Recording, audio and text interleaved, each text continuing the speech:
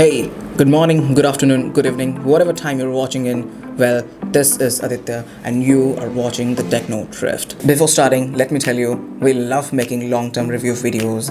So, this time the review is for Samsung Galaxy A71.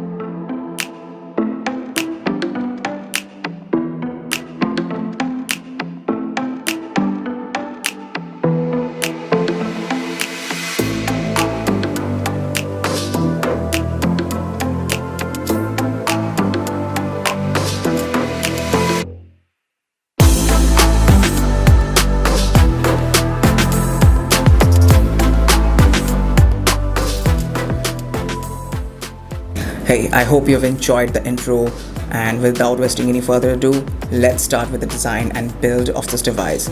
The model we have is sort of a new to design and the color as well when we got it back before 60 days. It's a silver crust designed with matte finish, which is not likely going to grab fingerprints a lot. It has a plastic back and the plastic frame as well, but the weight distribution is absolutely spot on. You can use it with a single hand, but it's a big phone and it depends upon the situation you are in. But the profile is very slim. Even after you use it with a silicone case, the feel of the device is still going to be the same, and it is going to be good for even single-handed use. Well, we can easily see there is a headphone jack, and also there is support for dual SIM as well as a dedicated SD card slot, so you're never going to run out of storage. So now let's have a look towards the display. It's a 6.7-inch Full HD Plus Super AMOLED display with Corning Gorilla Glass 3. That's nothing special. Samsung should have bundled a 90Hz display. Well, that would have been a killer choice. But it does have support for Widevine L1 as well as HDR, so consuming content is going to be super good. Due to that Super AMOLED display, colors look super punchy, blacks are deep, and overall the display looks good. Well, whenever you are in the sunlight, you can easily turn up the brightness of the display and it is absolutely visible, and you can do all of your nifty 50 work. So coming to software, it's One UI. With the latest update, now the device has the latest version of One UI, that is One UI 2.5. Also, it has got the latest security update as well. The UI is absolutely clean with no bloatware, no ads as well. Well, that makes the experience of the UI a much simpler, a much better.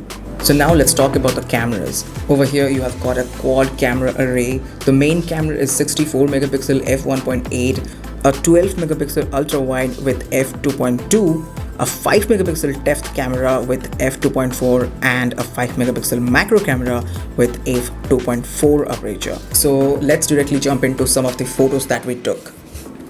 Here are some of the pictures from the main camera, the wide angle camera as well.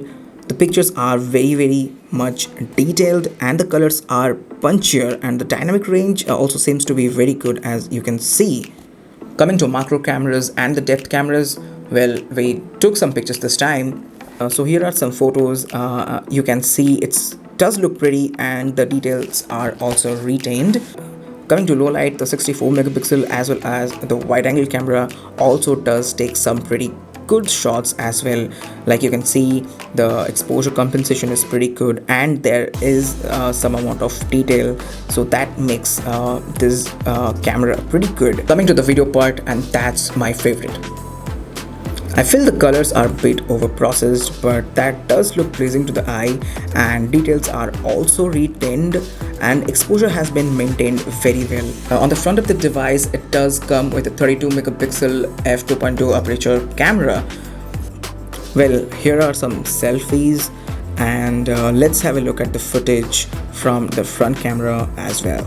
Now the footage is currently being recorded at 1080p 30 fps, and the audio is also getting recorded through the internal microphone.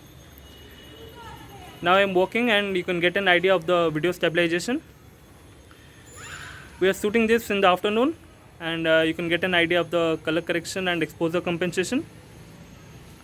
So yeah, you got an idea. After all of this, I feel very positive about the cameras that Samsung has provided, but somewhere I still feel the low light camera is still lagging and it should be better. Hey guys, this is Sanket and I am back again, and today I'll be talking about the performance, gaming battery and charging, security, and I'll share my thoughts about it. So let's start with the general performance. The Galaxy A71 comes with Snapdragon 730, which is an octa-core processor.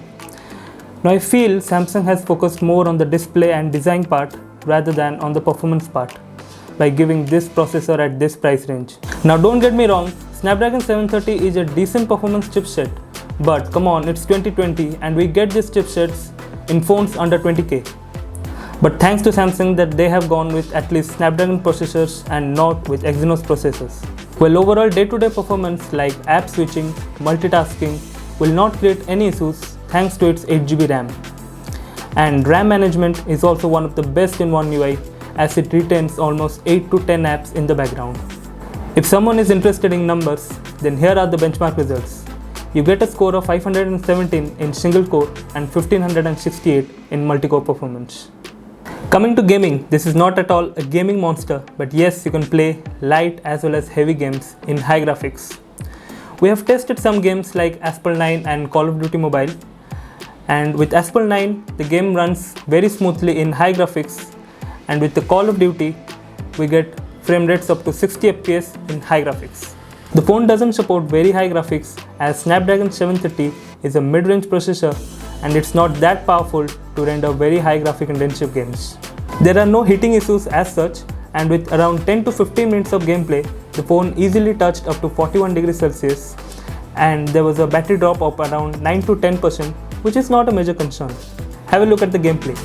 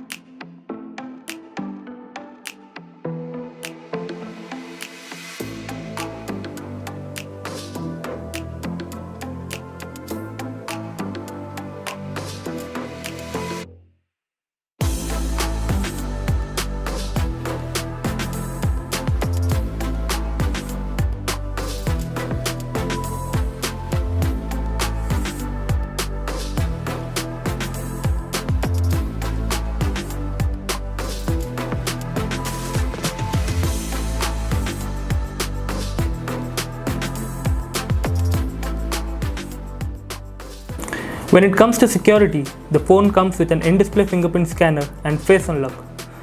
The in-display fingerprint scanner is kind of slow to my liking, and the same goes for the face unlock. There is, however, an option for more faster unlocking by compromising on security. If you want to add multiple fingerprints, then there is an option for that, but that is only limited to 3. The main highlight of Samsung phones is the Knox security, which comes pre-installed with every other A series, S series and Note series smartphones. The newest feature, which recently came with an update, is the Alt-Z Live feature, which is just like a second space in which you can keep your private photos, videos, documents and every other app which you want to hide from others. Now let's discuss about battery and charging. The Galaxy A71 comes with a 4500 mAh battery that lasts around 1.5 days with moderate usage and around 1 day with heavy usage. You also get a 25 watt charger in the box that takes around 1 hour and 20 minutes to charge it fully from 0% to 100%. Those who are interested in knowing the screen on time, let me tell you that you get a very good screen on time of around 5 to 6 hours depending on your usage. And in our usage, we even got more than 6 hours of screen on time. As per my thoughts, Galaxy A71 is for those who are light to moderate users and want a good non-Chinese smartphone. If you want the best UI in the market, want 5G, and you want to keep your phone for at least 3 to 4 years, then you should consider Oneplus Nord.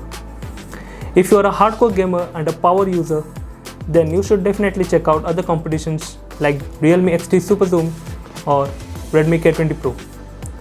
Now let's hear what Aditya has to say. Hey, thank you Sanket for your amazing thoughts on this device. Before sharing my thoughts on this device, let's have some pricing details. Well, there is only one variant available in India, and I don't know why, but the current pricing right now is 29,499 INR, and for that price I feel you have other competitors as well. Well, let me keep that to my thought section. The stock variant comes with an 8GB of RAM and 128GB of storage. Well, I don't think storage is going to be an issue for someone because it also has a dedicated storage expansion, so you're never gonna run out of storage.